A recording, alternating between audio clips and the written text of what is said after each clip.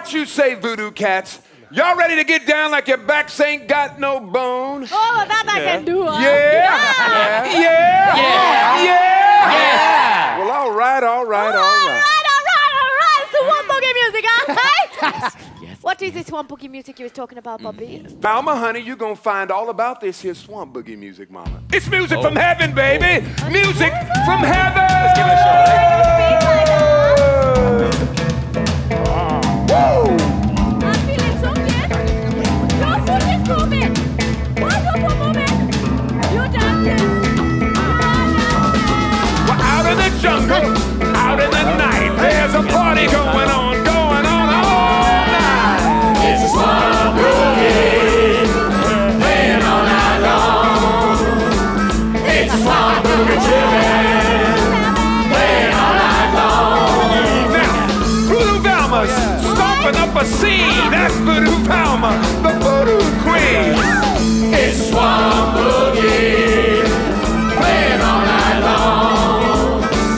It's a swamp boogie chillin', playing all night long. Listen, Moron's creatures, one by one, they're all dancing, joining in the fun.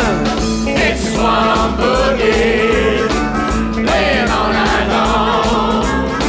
It's a swamp boogie chillin', playing all night long. Oh, yeah. It's a swamp boogie, Swamp boogie, playing all night long. playing all night long. It's a swamp boogie chillin', playing all night long.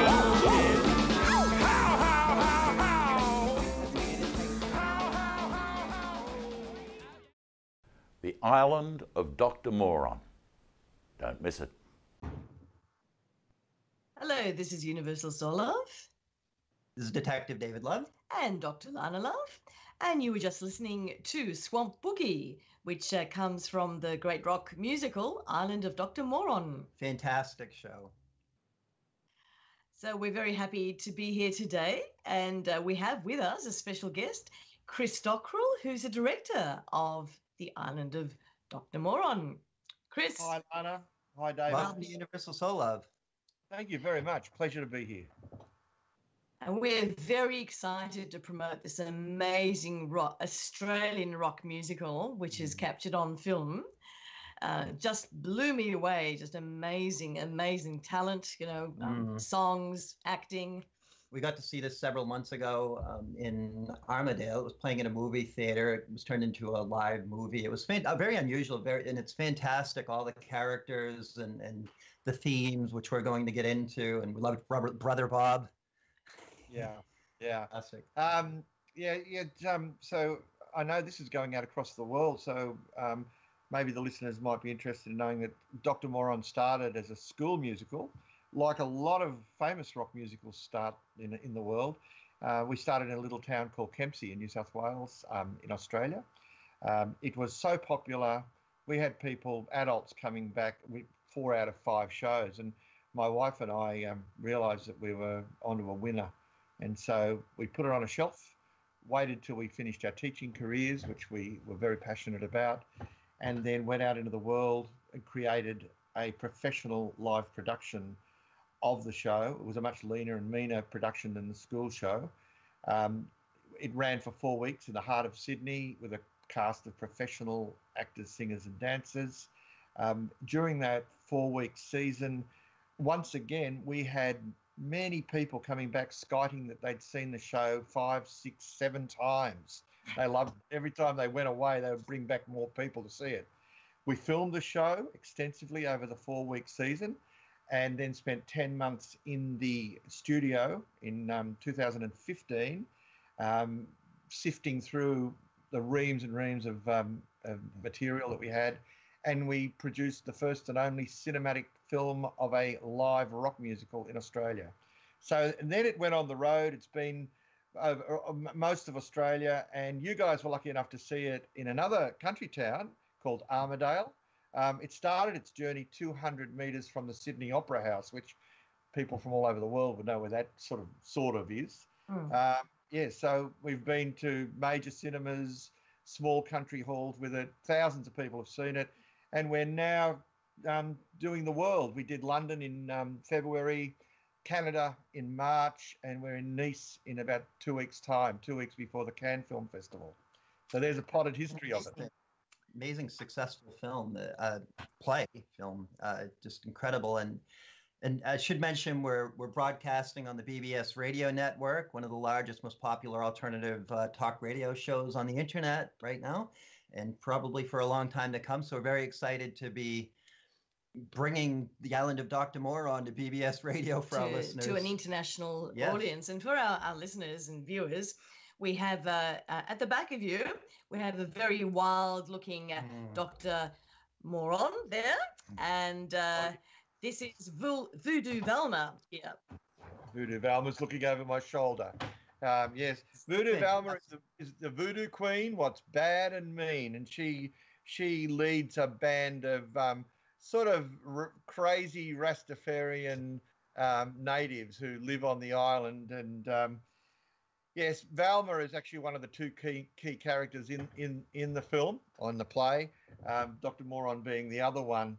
And there's one point there where Dr. Moron is really, he's insulting her and putting her down, saying she's just nothing but a person who puts pins into dolls. And so she actually bounces back at Dr. Moron with a beautiful song called It Ain't Easy Being a Voodoo Queen. And I think we might cut to that so your listeners can hear a little bit of it, okay? I love that. Let's do it.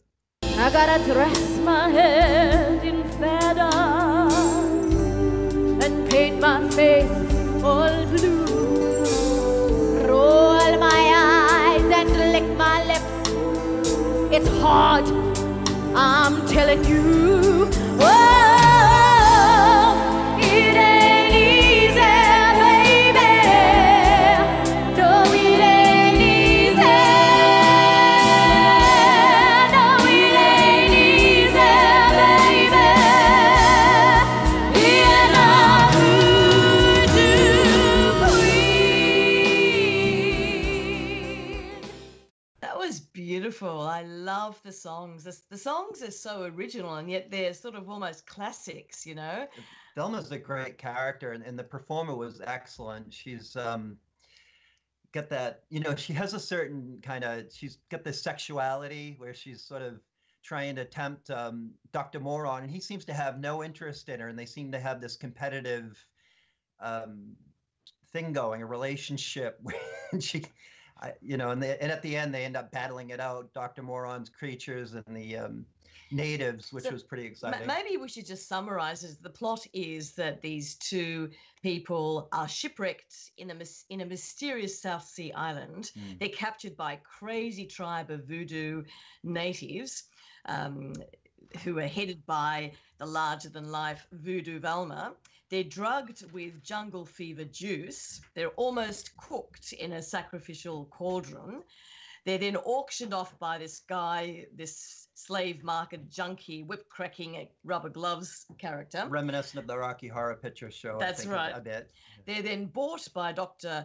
Moron, who wants to buy new experimental subjects because his thing in life is to convert humans into animals, which is a great theme. Wonderful for us being an investigator and a psychiatrist. Can get into that. There's a wonderful brother Bob, and there's a theme of what is human, what is animals, right. And letting the beast out in all of us. That's right, and it's a bit reminiscent of. I think there's another play called Dr. The Island of Dr. Moreau. Moreau, where he changes beasts into humans. So and this genetic mutations. Yes. So, which is another wonderful song, Genetic Mutation. Can we hear that? Yeah, sure. Look, just before we intro it, I'll just mention that genetic mutation. If you look at the dancing in Genetic Mutation, you will see that is the image that I had that started this crazy journey. I just finished another rock musical called Chill about an intergalactic property developer called Jimmy Sleaze. And anyway, I just thought, how do I come up with something better than this? And seriously, this idea of mutated beings dancing on the stage was where it all started. And yes, I must have been channeling the island of Dr. Moreau. That's kind of where the similarity between the two storylines starts and finishes. Because as you mentioned, Lana, our Dr. Moron is nothing like Dr. Moreau. Dr. Moreau was trying to find the key to humanity by elevating animals to a human-like state, whereas our Dr. Moron wants to reduce humans to a bestial state, and so that they are driven by their base desires. And you can see from little quips that the doctor makes, he's not too impressed with humanity. There's one point there where one of his failures is holding up his hands, and doctor says, "Always the humanity creeps back like a disease." Anyway, we'll cut to genetic mutation, and your viewers can get an idea of what it's all about. Genetic mutation, I'll never be the same. Genetic mutation, it's the name of the game. Genetic mutation, driving me insane. I feel my body changing in all sorts of ways. My ears are growing pointed and my hair is turning gray. My body's smelling doggy and my butt has got a tail. My teeth are getting sharper and my breath to kill away. Oh, that was fantastic. I love it. It's a great song. It rocks. Yes. I think our listeners will relate to this in the spiritual community, in the activist community. It's about human nature. And of course, I think we're trying to do the opposite on Universal Soul Love. We're trying to raise the vibration of humanity, but this is a really interesting philosophical conversation. I'm not sure we're going to get that deep into it, but well, in fact, I mean, who's to say that animals aren't higher than us? Because they are they're mindful. They're always in the moment. They, most animals do not murder. There's only, I think, one species of animals that will commit a murder. Really? Yes. So they're very close to us on the ladder, aren't they? Yes, that's very interesting, isn't it? So, I mean, in some ways, maybe animal spirits can be higher than humans because of their purity. You could be right. Yeah, I think so. We've got the superiority complex going. We're not higher than animals. I mean, in creating Dr. Moron, I deliberately tried to keep it simple. I don't know if people look up what I've done. I've written a lot of plays. And most of them are very serious thematic undertones. With our musicals, however, I really believe that when people go to musicals, they go there to have fun. And I was really chuffed that one of the major luminaries who have endorsed our show is Matthew Riley, who is an international bestseller. And his line of endorsement was, if you want a good night out, go and see Moron. Moron's fun. And another good friend of mine who's in the industry, he came out and he said, I get it now. It's life affirming because you just go down this pipeline of craziness driven by wild music and great dancing, and you come out the other end, you've got to be smiling. You've got to have, you have to have enjoyed it. Yeah. And Chris, you felt that, I mean, that night at Armadale, that you could feel it in the audience. Yeah. That's it. We went out to have fun. We were looking for just some entertainment, not a lot of intellectual stimulation, because we get enough of that between the two of us with our professions. So, I mean, we've got guests coming on our show with a lot of serious intellectual conversations, discussions all the time. So when we go out to see a movie, we really just want a break. I mean, it's fun just talking about it. I mean, it's got everything. It's got the interesting theme. It's got the great characters. It's got fantastic music. It's got great visually. energy. It's amazing. And the way that you've actually put it together in a film, I believe you used a huge number of cameras, but it actually makes you feel like you're in the film.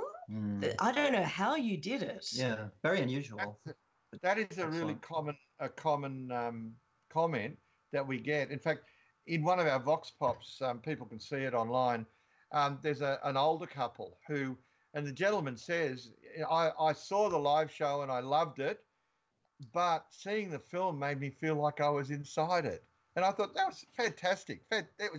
So that's exactly what we tried to do, Lana, is smash through the fourth wall. You know, there's the imaginary fourth wall between the stage and the audience. We wanted to put the viewing audience of the film up there on the stage with the characters, and we did just that. I'm just thinking that would you like to hear a little bit from the Doctor himself with his song? And it might give your audience a bit of an insight into what sort of a crazy man we're dealing with. So we'll cut to Moron Rules OK. Moron, he is a moron.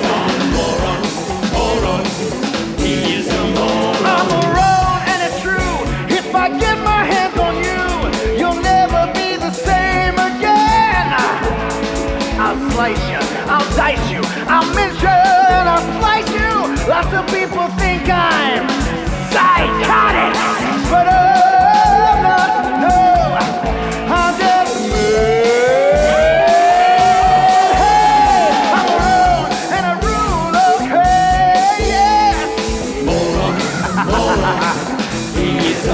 I'm just a few hands short of a slab, just a few roos short in the top paddock, a few cards short of a full deck, just a few cents short of $1. I'm a roll and a rule, okay. Maroon, maroon,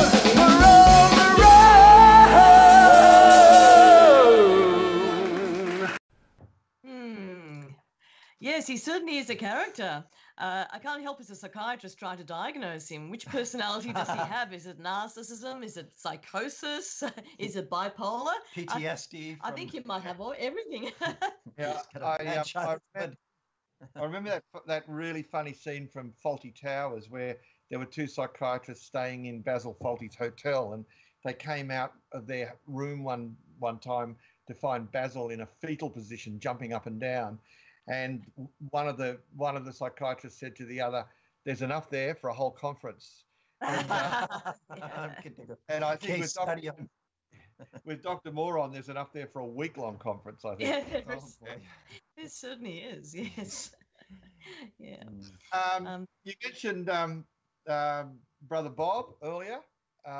He started this interview with Swamp Boogie. He's an interesting character. It was just so great to get him. Wayne McDaniel, he's been in quite a few films like Superman Returns, Son of Mask, The Sapphires, and to get him was a goldmine. And to put his 6'7" against Valma's 5 foot something, they make a great pair, as you saw, like the really short Valma, who's about half his height, really. But yeah, Brother Bob. One of my favourite songs in the show is Mission Statement. It rocks. It just rocks so much. And yeah, it's one of the ones. Whenever we set up a film in a cinema, that's the sound test I use, mainly because I just love hearing it over and over again. So I'm just wondering, will we cut to Mission Statement? Love to hear that now. And Brother Bob.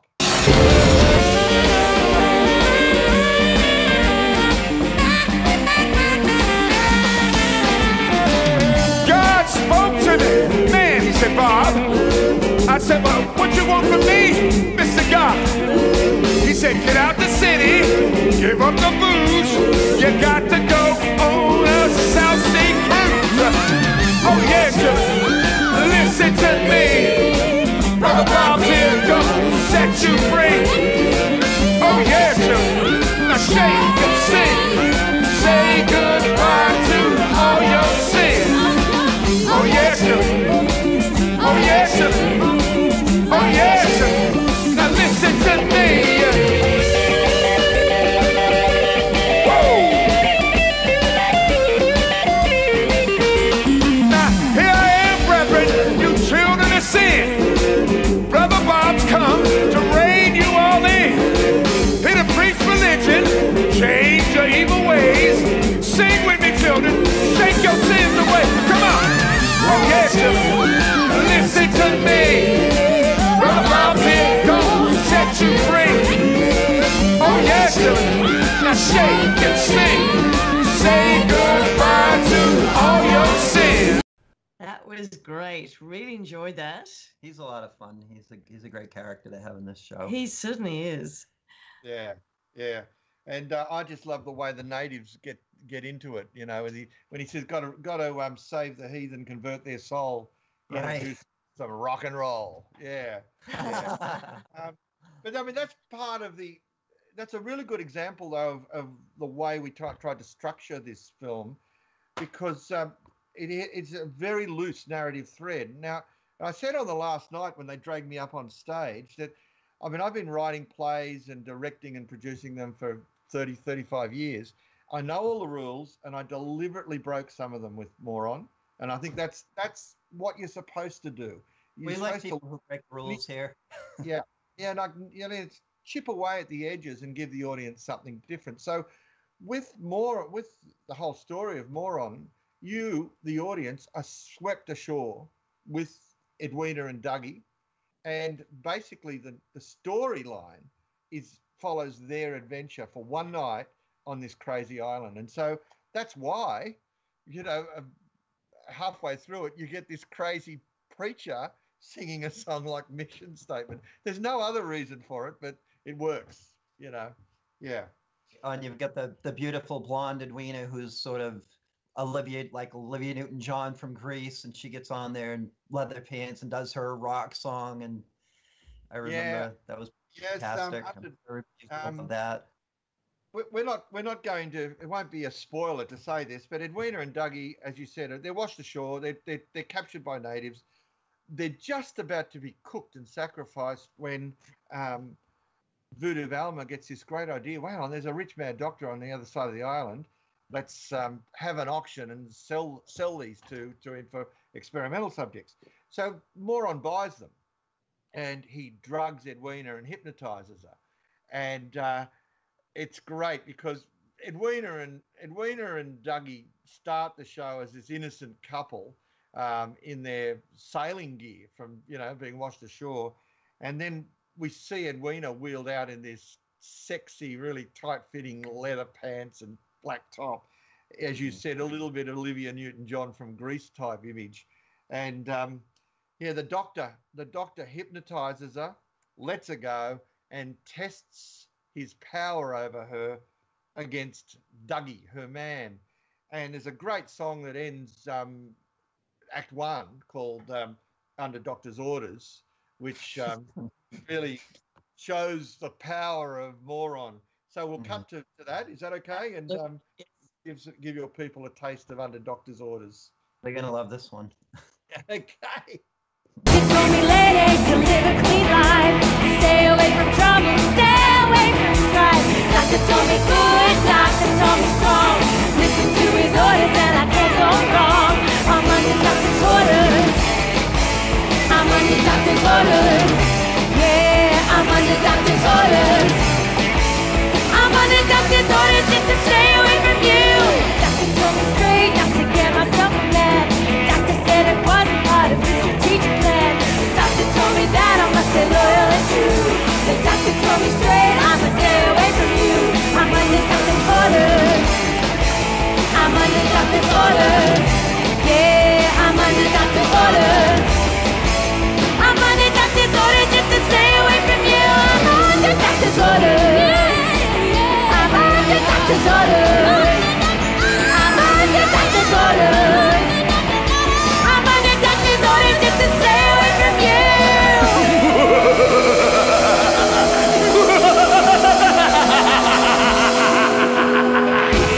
Ah, yes, the great doctor. Mind control. He's a bit of a control freak, isn't he? Definitely. And, as we travel further into the story, we realise that, as we said, the doctor has a lot of hang-ups, and there are references to his mother, and he spits the word out, my mother, and because she used to leave him in the local in the local cinema, which was called the Oedipus Cinema. So the psychiatrist and psychologist might pick up on that. There is a twisted Oedipal complex going on there with him. and then he would spit out that, you know, his mother left him in the theatre, in the cinema, while she went to bingo with all those other men. And so, yeah, we find out that Dr. Moron has done some pretty mean things to the pets in the neighbourhood, and they've had to move away, and he's not allowed near any sharp implements as a child. So you sort of do get the feeling, yes, there behind that mask there is a fairly twisted sort of soul. And you're right, Lana, he's a control freak. He obviously sees himself as a god, as a godlike figure, and yes, so it does make for an interesting character. I mean, in many ways, I've drawn on the classic Gothic character who was obsessed with his project, like Victor Frankenstein, for example, and just taken that then to the comic extreme, which works really well. Yeah. I mean, there is also a bit of a sadistic theme there with a House of Pain, and yeah, that was a little bit. I was cringing a bit on that, even though it was funny. But well, it's interesting that you mentioned that, because H.G. Wells, in his novel The Island of Dr. Moreau, mentions the House of Pain, and one of his characters does. And I was a bit worried at first. I thought it's a great line, and I thought I want to write a song about that. And we did, called The House of Pain. But I didn't use it until I'd researched that term. And this is interesting because I found that Wells borrowed it from Ralph Waldo Emerson, who'd used that term about 50 years before Wells wrote The Island of Dr. Moreau. And Emerson was an American philosopher, as you probably know. Massachusetts, just like me. Sorry? Massachusetts, just like me. Yeah, okay. Yeah. And one of the founders of the great American magazine, The Atlantic, which I read religiously. Yes. But Waldo, in one of his essays, said he has seen but half the universe who has not seen or been to the House of Pain. And Moron uses that line in his judgment over one of his failed creatures. And he says to Cheetah, "You, my poor Cheetah, poor Cheetah, have seen but half my universe. Take this miserable creature away to the House of Pain." And so yes, it is macabre. Yes, it is a bit sadistic. But you've got to ride with it. And I guess it's consistent with his character, isn't it? And nobody got hurt in the making of this production. So no animals were hurt. No people who were turned into animals were hurt. No, it's all tastefully done. Yeah. But the cheetah, that's one of your favorite characters as well. Lana loves the cheetah because she's in love with Dr. Moron, and she. No, wasn't she a cat? Yes. You're talking about Mona.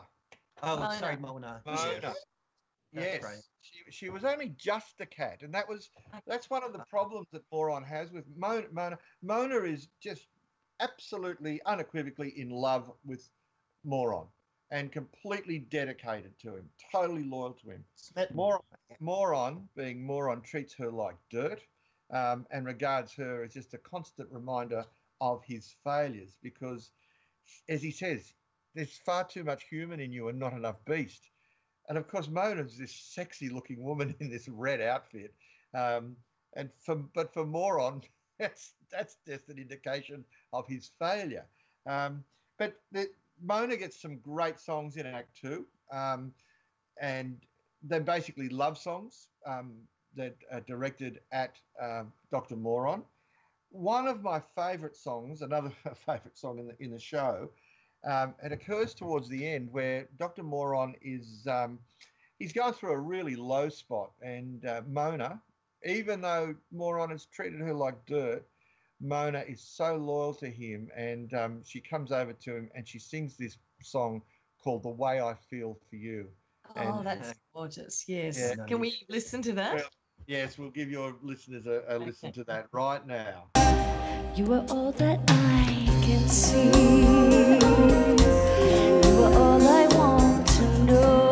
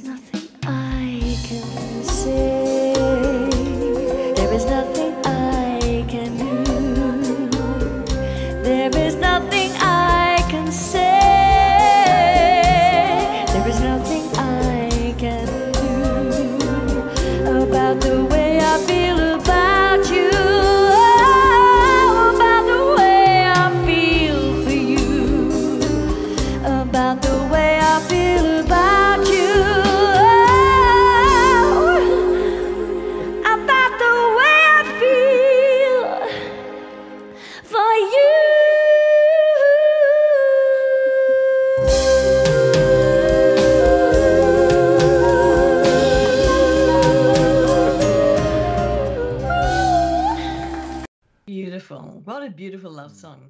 Yeah, I love it. I just love it. I know you mentioned earlier that a lot of the songs in our show have that feel that you've heard them before. In fact, I remember, Lana, when you came over, you guys, and introduced yourselves, you said that, I've heard some of these on the radio. And David said, no, you haven't. None of them have been on the radio. They're all original. But again, we were unashamedly mainstream in everything we did with this show. And that's the feel that we wanted to create with the songs. I might point out that at the moment, at the time of recording, we haven't signed up to any major distribution network at all for the songs, for anything to do with the film or the merchandising. We're trying to keep the whole package of Moron very clean, because our ultimate goal is to find somebody to actually help fund a major production of this show in London, because we believe it has worldwide appeal. So the film is proving that. It's being picked up by film festival selection committees when it really doesn't. It's like the round peg in the square hole of selections. Fit any criteria. It doesn't fit any. In fact, I had an email from a lady in Budapest yesterday. Said, "Oh, maybe you should put it in the documentary section." And I wrote back and said, "Documentary it's anything but a documentary." Yeah. That's funny. But yes, the songs are, how should I put it? Each song seems to be different, almost like a different type of genre, but they're all so wonderfully made. It's a tapestry. It's sort of like you think, how could I never have heard that song before? Because the you just end up very, very catchy, very catchy. Actually, And can I ask you, in terms of composing the songs, who wrote the songs? My darling wife. She's the musical genius. And I'm just the crazy guy that comes up with the lyrics and the structures and everything. And so, I mean, I'll know when I write the lyrics of a song, I'll know what that song is meant to be, like what meant to feel like. Is it blues, rock? Is it slow? Whatever. I might provide Lynn with just a basic chord structure, but then I just leave it to her to work out the melody. And that's the way we've done it with 5 rock musicals that we've written. But you've written 5, wow. Yeah, one of the songs that we haven't got to yet is called Voodoo Zydeco, and actually it goes to what you were saying then, because we wanted to provide a wide range of musical genres, which we did, and including our own take on Zydeco music. So this song, Voodoo Zydeco, which we'll cut to in a minute, sung by Balthazar, who is Voodoo Valma's right-hand man, and he's a real dimwit, absolute dimwit. There's a classic line in the show where Voodoo Valma says to him, "Is you thinking what I'm thinking, Balthazar?" And Balthazar says, "You just tell me what to think, Voodoo lady, and I'll think it right away." Yeah. And anyway, so he sings this song, Voodoo Zydeco, which is a bit of a tribute to his boss lady, Voodoo Valma. So here we go. I ain't got no song about you, little missy. Only 5! Deep in the jungle late at night, you might behold a terrible sight. Valma's crew are cooking up a brew, bits and pieces for me and you.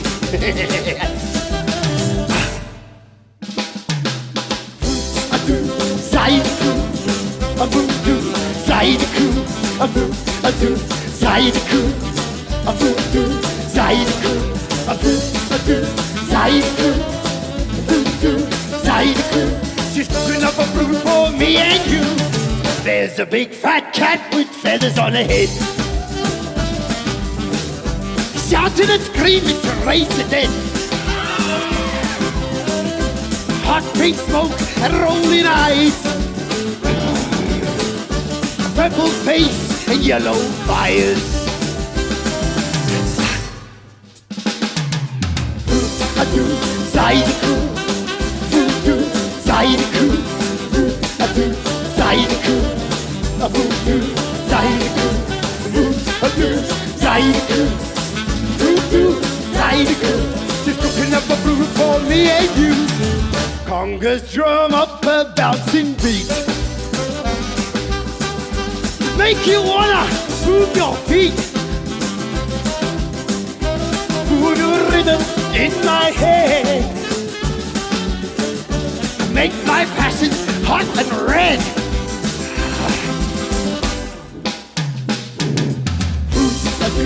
Zydeco, voodoo, Zydeco, voodoo, Zydeco, voodoo, Zydeco, voodoo, Zydeco, voodoo, Zydeco, just cooking up a brew for me and you.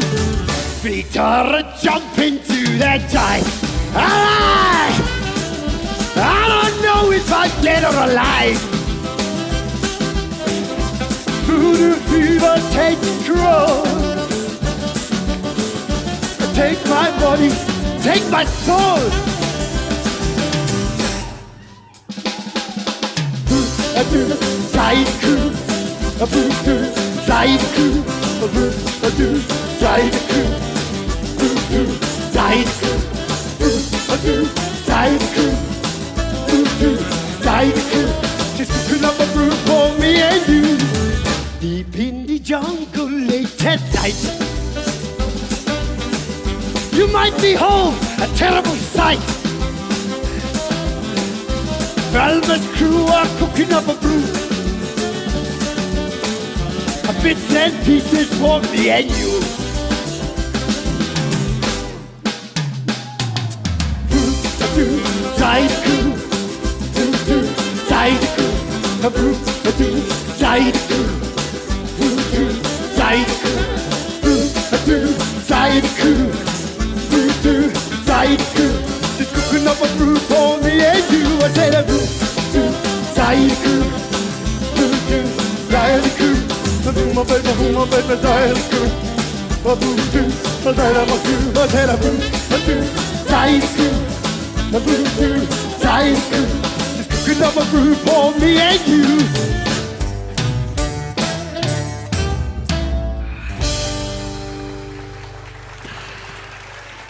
Rock musical, you know, one of the most, I think, unique musicals I've ever heard. For sure. So very proud to be Australian with this touring around the world. We wish you all the best with it. Chris Dockrill, thank you very much for being on Universal Soul Love. Thank you, Lana and David. It's been a pleasure. Wonderful. Okay, well, this is Universal Soul Love. I'm Detective David Love. And Dr. Lana Love, great to have you with us. Broadcasting on the BBS Radio Network from Australia. Have a great week. Have a great week. Bye for now.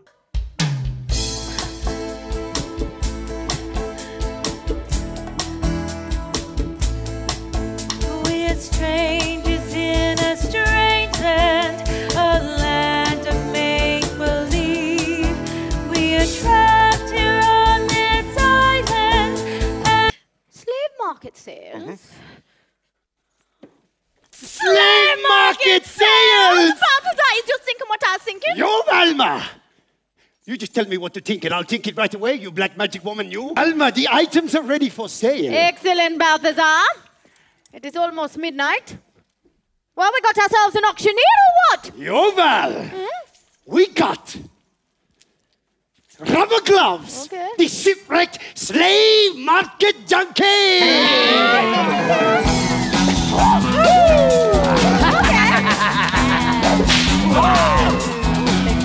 I'm a slave market junkie. I'm a slave market junkie.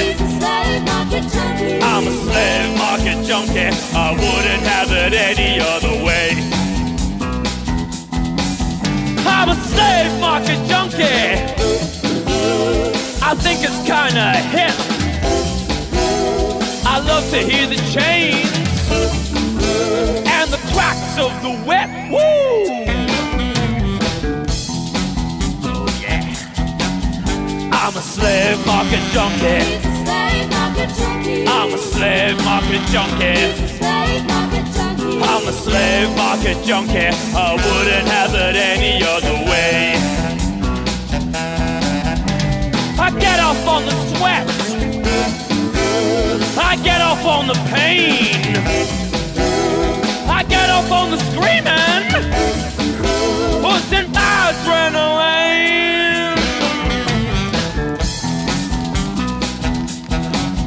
I'm a slave market junkie. I'm a slave market junkie. I'm a slave market junkie. I wouldn't have it any other way. I'm a slave market junkie. I like to see them toil. Ooh, I love to see their bodies all covered with oil.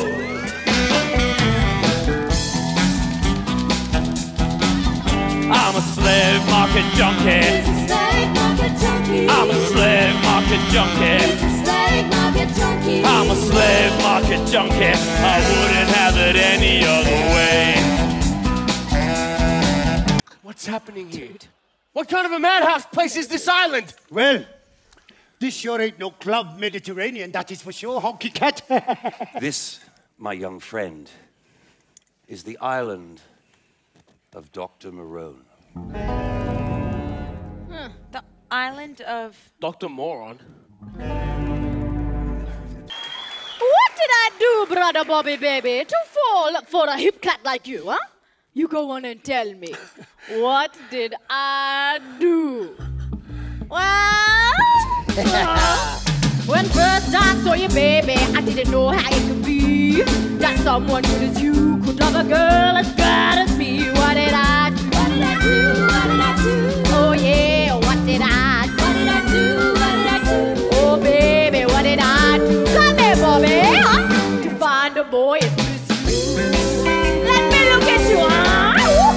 You got some grace and style, babe. Got some class and presence. You got my body swaying like you were a late night jazz. What did I do? What did I do? I don't know. What did I do? Come on, little sister, you tell me, huh? What did I do?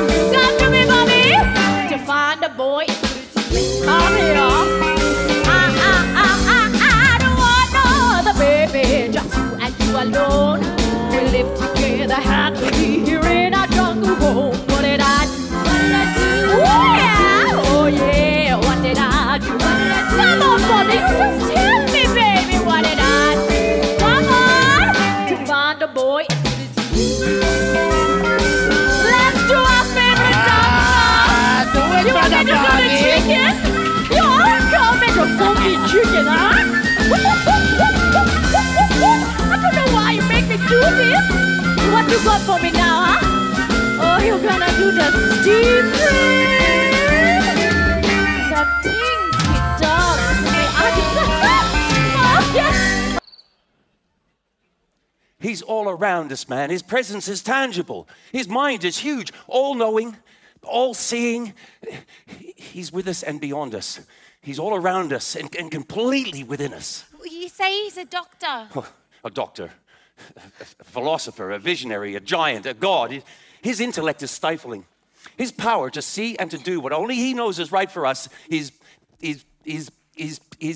awesome. Truly awesome. Truly awesome. Bring the girl to the house of pain. Let me go, please.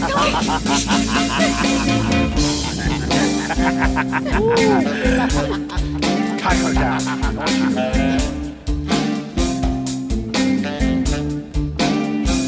You treat me so hard, honey.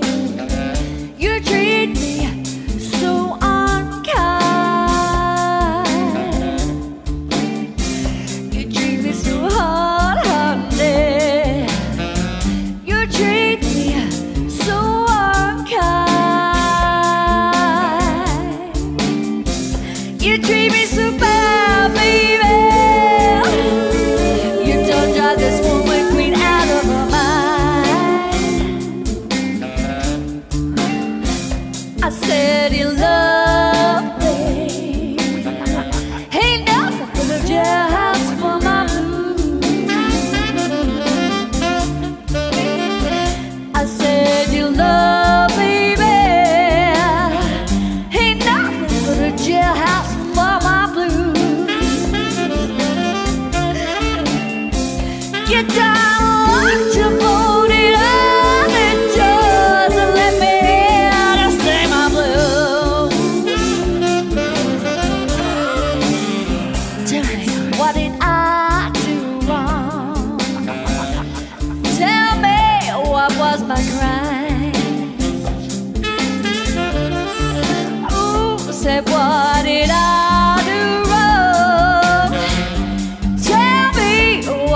I cry.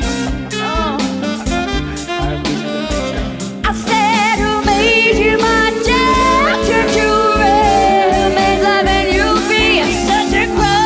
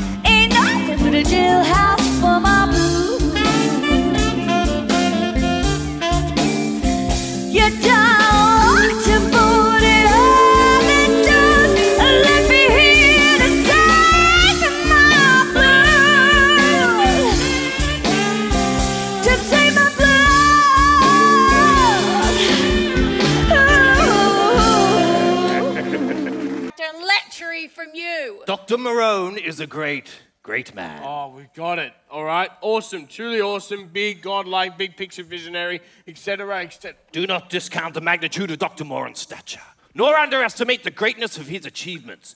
He may well turn the entire human race on its head. How?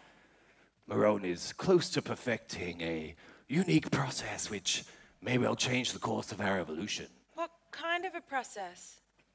A combination of surgical and chemical treatments, which has profound outcome. Profound? Profound!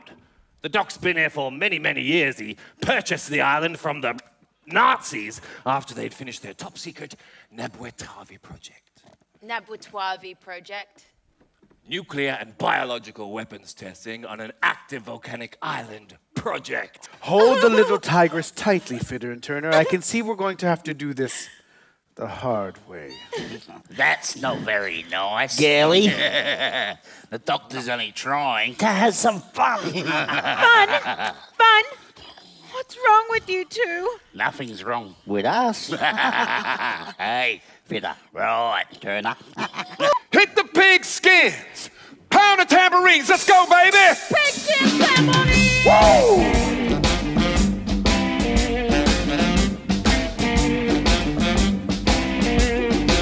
Oh yeah, children, listen to me. Brother Bob's here, gonna set you free. Oh yeah, children, shake and sing. Say goodbye to all your sins. Oh yeah, children, listen to me. Brother Bob's here, gonna set you free. Oh yeah, children. Oh yeah, children. Oh yeah, children, listen to me.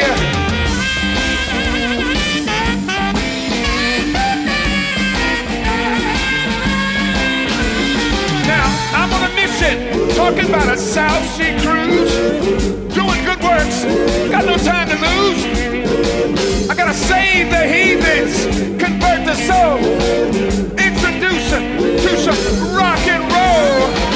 Oh yeah, children. Listen to me. Brother Bob's here, gonna set you free. Oh yeah, chillin'. Now shake and sing. Say goodbye to all your sins. Oh yeah, chillin'. Oh yeah, chillin'. Oh yeah, chillin'. Listen to me.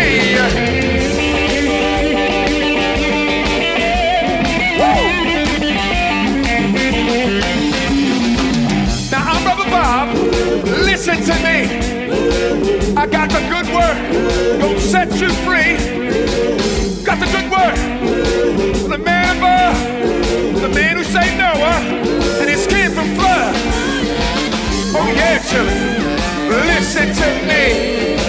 Brother Bob's here, gonna set you free. Oh yeah, children, now shake and sing. Say goodbye to all your sins. Oh yeah, children. Oh yeah, children. Oh yeah, children. Listen to me.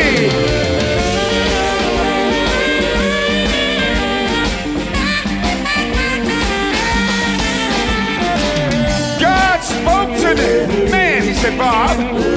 I said, well, what you want from me, Mr. God? He said, get out the city, give up the booze. You got to go on a South Sea cruise. Oh yeah, children, listen to me. Brother Bob's here, gonna set you free. Oh yeah, children, now shake and sing. Say goodbye to all your sins. Oh yeah, children. Oh yeah, children. Oh yeah, children. Now listen to me. Woo! Now here I am, brethren, you children of sin. Brother Bob's come to rein you all in. Here to preach religion, change your evil ways. Sing with me, children. Shake your sins away. Come on. Oh yeah, children, listen to me. Brother Bob's here, gonna set you free. Oh yeah, children, now shake and sing. Say goodbye to all your sins. Oh yeah, children. Oh yeah, children. Oh yeah, children, listen to me.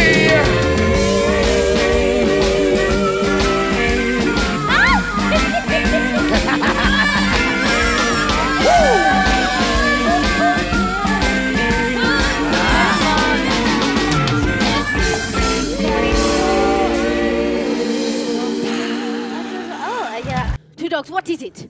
He's coming. Moron is coming. Yeah, I know.